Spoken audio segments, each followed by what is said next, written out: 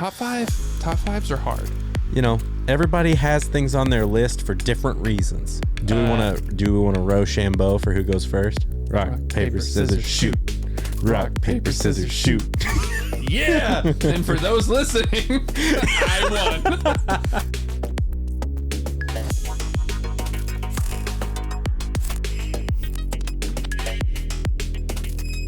Yeah. All right, go ahead. All right, so this was tough, and maybe later I can talk about some of the movies that just missed my top You're five. number 5. I'm gonna go with the Banshees of Inisherin.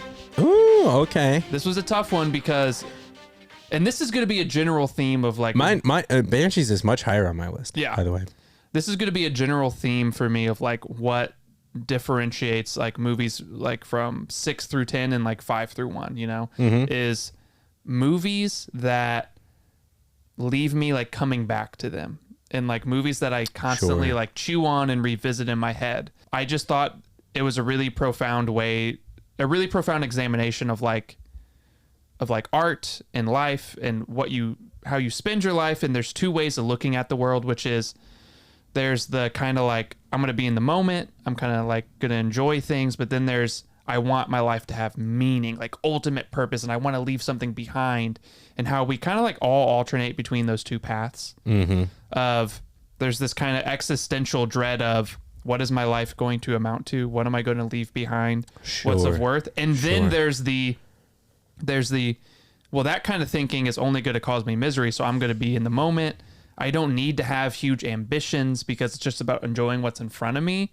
And I really saw the whole movie as a conversation between those 2 ways of thinking. Yeah. So just that battle between like a life of simplicity and a life of greatness, just thinking about that the days after I watched it, like it just, I would revisit scenes in my head, and I love movies like that to just make you revisit scenes and think about it, and you turn it over like a jewel in your mind, and you see all these new angles. So that's my number 5.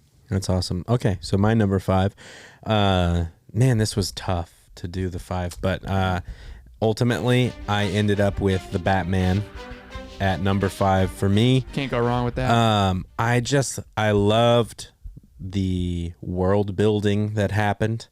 I really enjoyed Gotham City in this movie. It was a really long movie, and it felt like it was such an epic. And I really loved the inner turmoil that Bruce Wayne goes through in this movie. I thought them painting him as more of a kind of closed off, not good at interpersonal like conversations or relationships, they really painted him as a guy that was in a lot of pain, and the way that he was dealing with that pain was not healthy. And it wasn't in a normal way that you see that happen. Like in movies, you're going to see people deal with pain with like alcohol and drugs and like lashing out or, in different ways. But he has a very unique way that he kind of pushes all of those emotions toward. And I just thought that was a fascinating way to handle that and deal with that. It was a huge epic, and I just really liked it. I really, really, really enjoyed it and had a lot of fun watching it. But I don't know if you even have Batman on your list, but I liked it a lot. My number 4, baby. All right, my number 4 is Top Gun Maverick. Nice. I mean, just front to back, the most entertaining movie of the year for me. It's weird that a sequel to a movie that before this, I was just kind of like, oh, yeah, I like Top Gun. Like, it's fine. And the sequel to that, this many decades later, to be a top 4 movie for me is just out of this world. I mean, I rewatched it recently. That whole beginning sequence with getting to Mach 10 is some of the most exhilarating filmmaking of the last year. Yeah. The way they set up and pay off everything in that sequence, it's just a great way to start the movie with showing like where Maverick's state of mind is, where like he's being reckless and pushing the boundaries for no other reason other than to just like prove himself. And he's Maverick. What else can he do? And it ties back at the very end where like Maverick at the beginning of the movie is pushing boundaries and being reckless, and then at the end It's all about like the responsibility you have for each other. Mm-hmm. And I thought that was like a cool little growth for him, is like he never really grew up until like this movie where like he learns to be responsible for like his surrogate son and to like his students.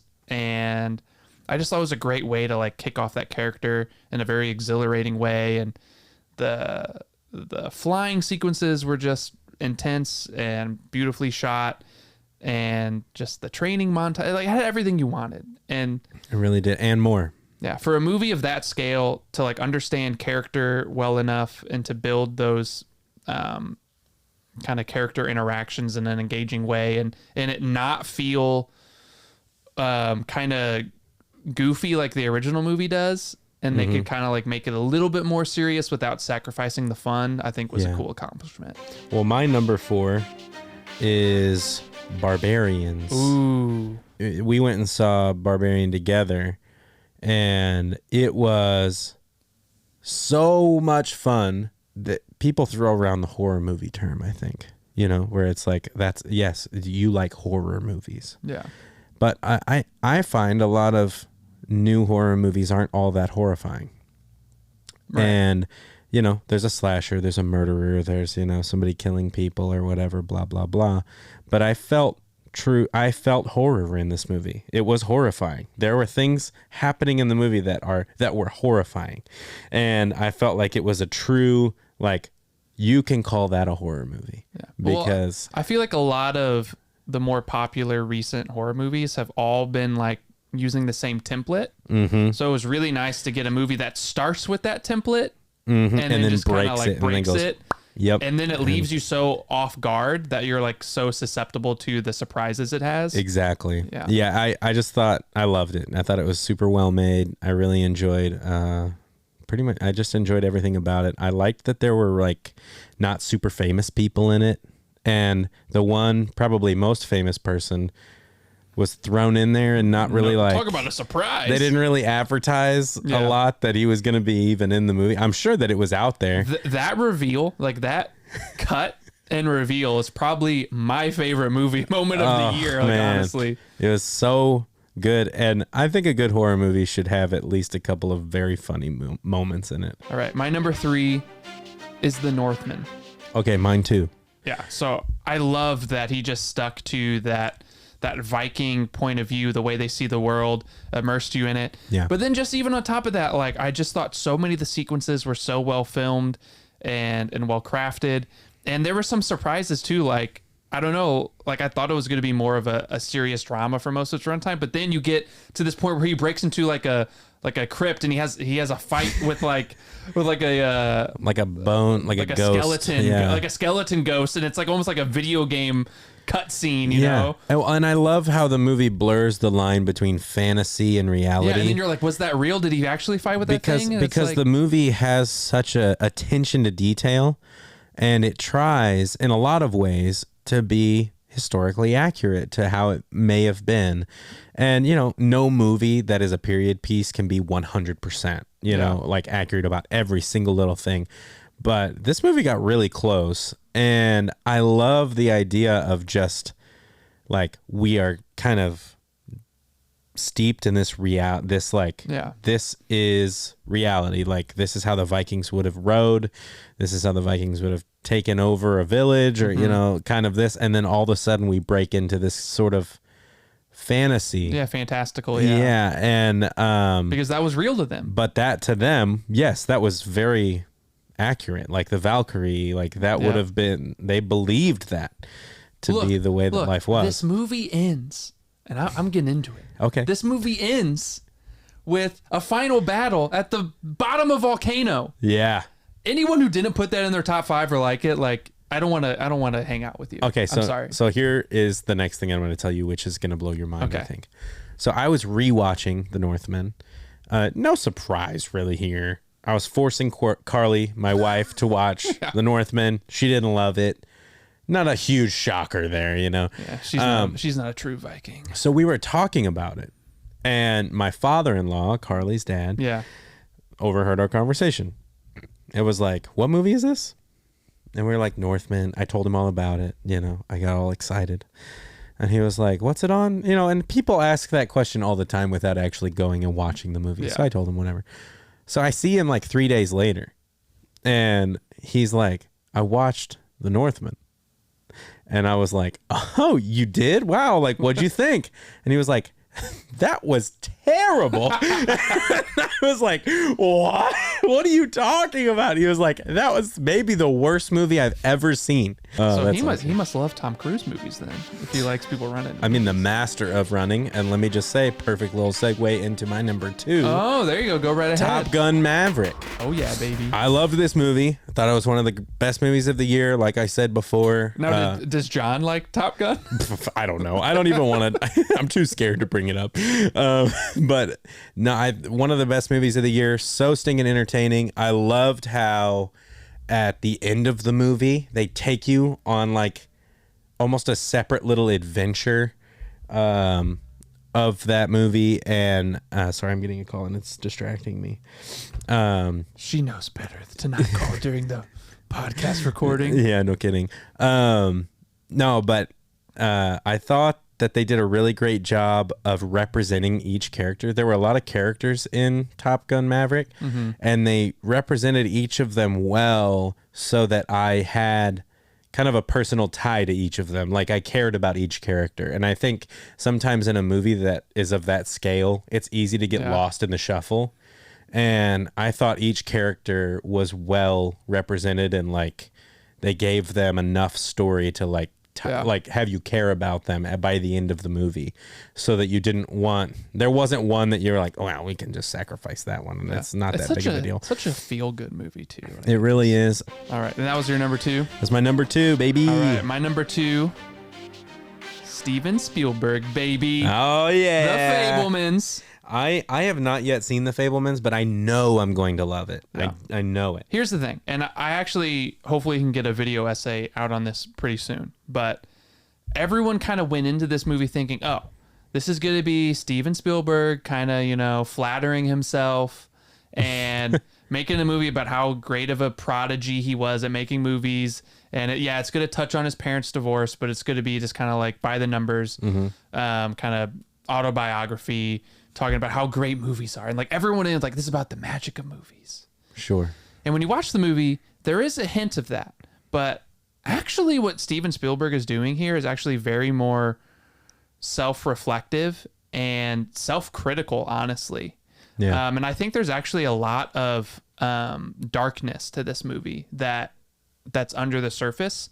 Because, yeah, he is telling a story about, you know, he's not using his own name or his parents' names. You know, they're the Fabelmans, not the Spielbergs. Yeah. But it is a movie about his, you know, fascination with movies growing up and his family's divorce. But the way he uses art and movies in the movie, not as this, look at this magical thing. Isn't it great? Let's all buy movie tickets and invest in movie theaters. Wow, cinema's great. That's not what he's saying. He's talking about how humans use art and anything they love really as a way to cope with like hard truths in life. Yeah.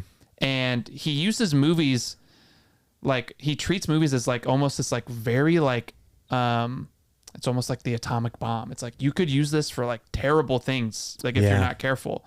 And there's actually a scene in the movie, and I don't want to spoil it, but there's like a quick cut in the movie where it shows Steven like filming something he shouldn't. I'll just say that. Yeah. And it made me gasp. I was like, oh, that's what he's doing. He's talking about how he's used film to not only cope with the drama and heartbreak in his family, but actually take advantage of it.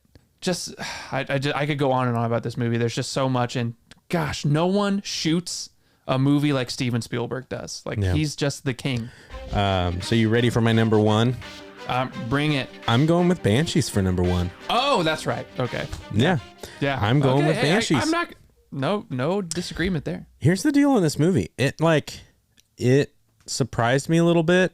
And what you were saying about like coming back to something, I did this a lot with this movie. I really thought about it for a long time after I finished watching it. I was just so moved by his idea that in order to do what I need to do, I'm going to have to make some tough choices in my life. And this is what I'm doing. I'm committing myself to writing music, and you can't be a part of that. Yeah. And it seems like such a simple, small choice, but it really is affecting.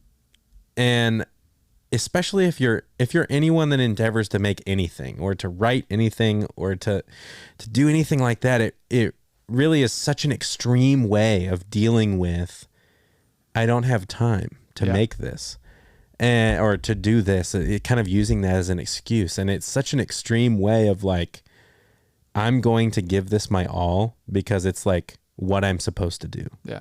All right. Well, time for my number one. And like I alluded to earlier, this was not my number one for a long time on my list. It was always high. Mm-hmm. But recently, after a rewatch, my number one movie of 2022 is Nope. Nice. I loved Nope, man. And I think Nope combines everything I've kind of talked about as to what makes a movie a top 5 movie. It's just as entertaining and invigorating and beautiful as like Top Gun Maverick is or The Batman, but it also has just as much depth as movies like The Fabelmans and Banshees of Inisherin. Mm-hmm. And I think it's a really good movie. Not that this isn't the reason why I made up my number one, but like just like where we are right now in like the landscape of movies, mm-hmm. It's a really good movie to have come out at this time. Yeah. And like, it's a movie about our relationship to spectacle.